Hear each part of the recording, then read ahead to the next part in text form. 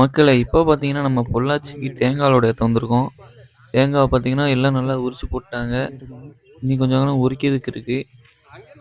அந்த கம்பி வச்சு தான் உரிக்காங்க. தேங்காய்லாம் நல்லா சூப்பரா விளைஞ்சு நல்ல தேங்காவா இருக்கு. பார்த்தீங்கன்னா, உரிச்ச தேங்காய் ஒண்ணொண்ணா எண்ணிட்டுருக்காங்க. இந்த லோடு எங்க போகுதுன்னா, நம்ம கேரளா அடிமாலிக்கு போகுது. பொள்ளாச்சியிலருந்து. இப்போ ஒவ்வொரு தேங்காவா எண்ணி போட்டுட்ருக்காங்க.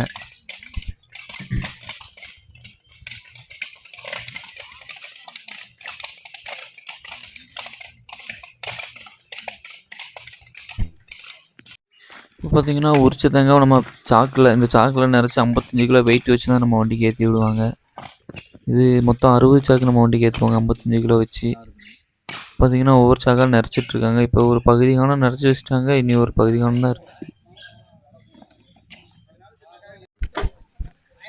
பார்த்தீங்கன்னா, சாக்கு எடுத்து வெயிட் வைக்காங்க. கரெக்டா 55 கிலோ. பின்ன சாக்கு ஒரு 120 கிராம் இருக்கும். 55 கிலோவும் 120 கிராமும் சேர்ந்து வரும் அந்த சாக்குல.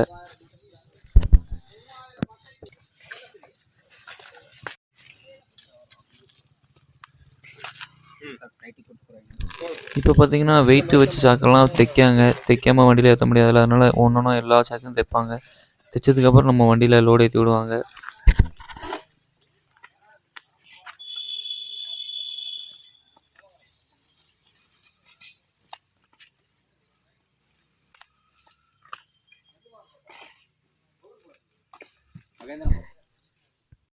இப்போ பார்த்தீங்கன்னா, தைச்சு வச்ச எல்லா சாக்கையும் அப்படியே ஒண்ணொண்ணா வண்டியில ஏத்துறாங்க. மொத்தம் 60 சாக்கு லோடு ஏத்திட்ருக்காங்க. லோடு ஏத்துனதுக்கப்புறம் பாய் போட்டு நல்லா சூப்பரா கட்டி விட்டுருவாங்க.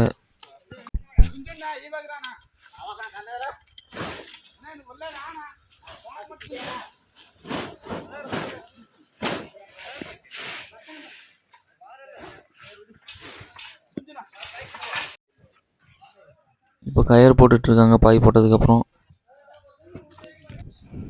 கரெக்டாக நம்மளுக்கு 3 மணிக்கு லோடு ஏற்றி முடிஞ்சு இப்போ அங்கேருந்து கிளம்ப போகிறோம். கரெக்டாக ஒரு 8 மணிக்குள்ளே நம்ம அடிமாலி போகணும்.